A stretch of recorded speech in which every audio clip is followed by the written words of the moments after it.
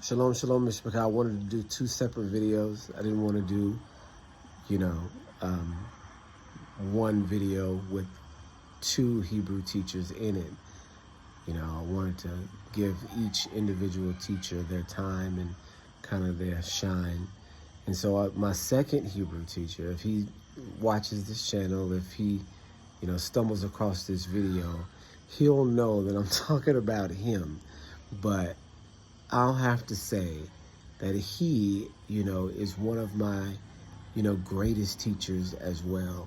And in an unexpected way, because, and then I will have to say also that I was, you know, under him to a certain extent, but also distant as well and kind of doing my own thing too. And he wouldn't say that I was ever under him, but a lot of the stuff that he does with his family and that, he exposed us to, how to pray, how to speak Hebrew. A lot of those things that we learned from him, we still do today. And, we hadn't really fellowshiped together in years, more than 5 years. But yeah, and it's just looking up, it's been that long. But a lot of the things that we do on a daily basis, we got from him. The way that he prays is he sings and he claps and he, has a culture. Do you see what I'm saying? There's a culture in prayer. We've kind of gotten away from that in the Christian church, being raised in the actual culture of praying and, not the mantra, the cadence that, the Christian church will get you accustomed to. And not to say that there's necessarily not, Hebraic culture there, but to have it in a more Eastern fashion instead of the kind of regurgitated material and the repetition that we're accustomed to for, our time in Christianity, but more of a cultural Eastern sing prayer, almost like Muslims do, right? Very similar to what Muslims do. I believe this is where Muslims get that culture from, is from hearing Hebrews and how we prayed, in ancient times and in an Eastern fashion. And I hate to go, sometimes it sounds like when we look at Hebraic culture that we're just going through the different cultures and cherry picking all of these things that we appreciate about the other culture and then adding it into ours. And you can say, okay, well, that's just picking an identity. Unless you know the history, unless you know where we've been around the world. If we say that we were in Spain and Portugal, in the 1400s, and then from that era, there's a bunch of Spanish guitar.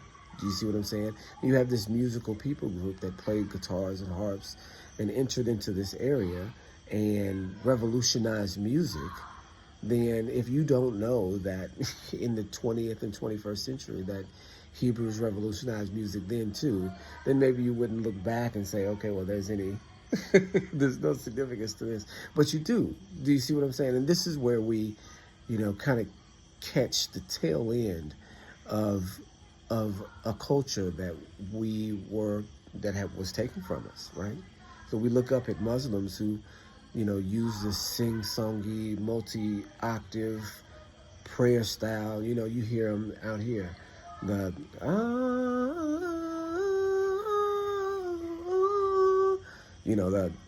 when they're praising the person who they believe is the Elohim of Abraham, Isaac, and Jacob.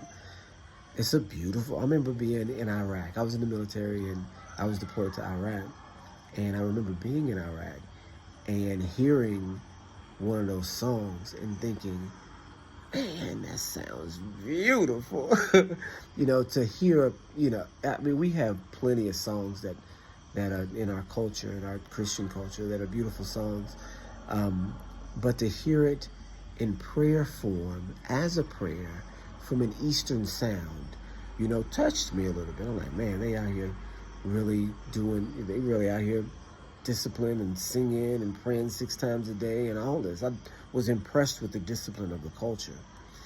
and to then look at Daniel and see that the prayer 3 times a day is from Daniel or from Hebraic ancient customs, because clearly Daniel praying at these specific times during the day is where, Muhammad got his from. You know, self-proclaimed where Muhammad got his style from, and his style of worship, and and to understand that all of these areas are hand-me-down talents. You can understand it. You can just say, okay, well, you're cherry picking, but it's there. You guys see it like I see it. And so this may be the prayer style, the sing-songy. This may be more of that. And so I appreciated it. And my teacher brought more of that back into the culture. He would, pray, and I guess I went a long way to say that this teacher did this for me. Taught me how to pray and sing and, put forth a message to Yah in such a way. Do you see what I mean? When you pray, and then when you pray publicly too.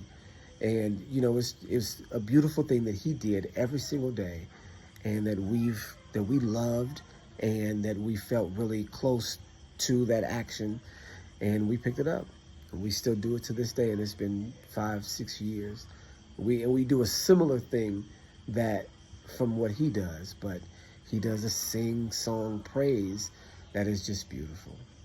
And, we do our best, but but yeah, we got it from that particular teacher.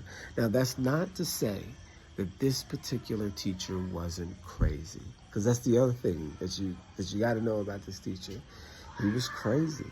The first time that I went to his house, he had a magnet taped to his head. It was a round magnet, and it was just taped to his head. And he said, "Yared, how are you?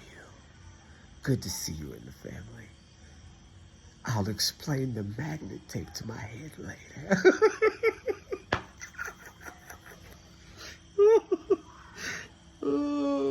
First time, not the first time meeting him, because I met him at Walmart, and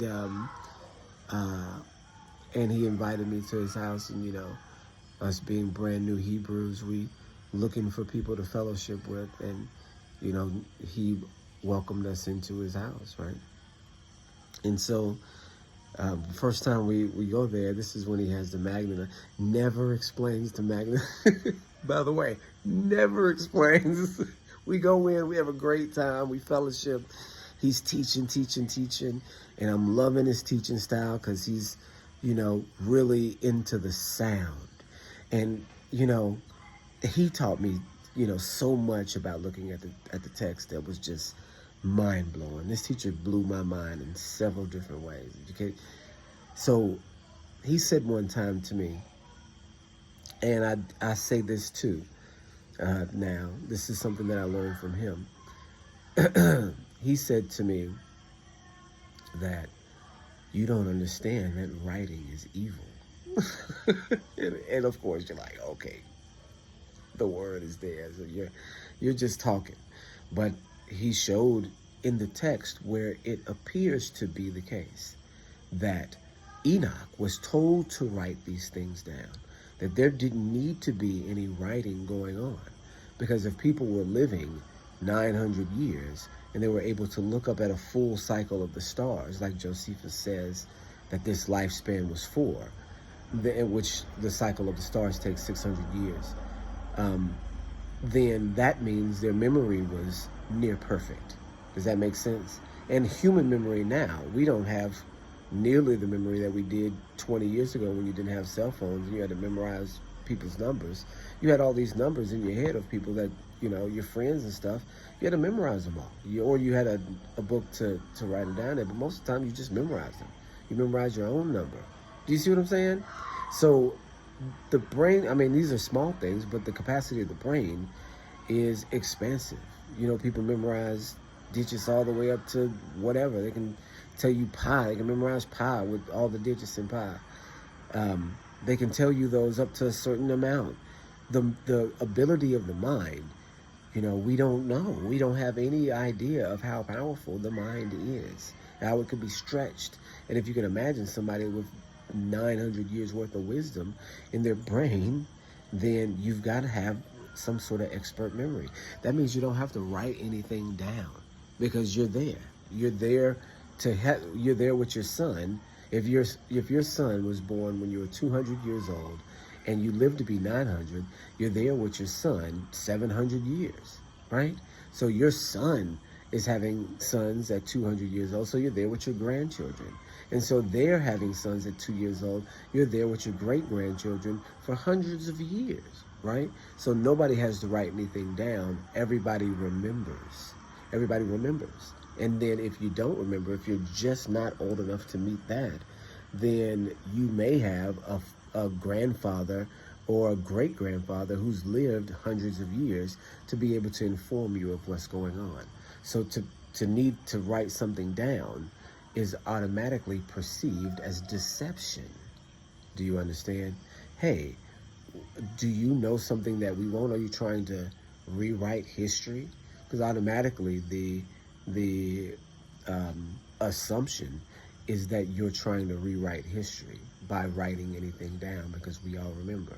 And of course, they can't predict that lifespans are going to decrease in the future. They're not predicting any of that, but they're just understanding that if you need to write something down, you must be trying to change what we know.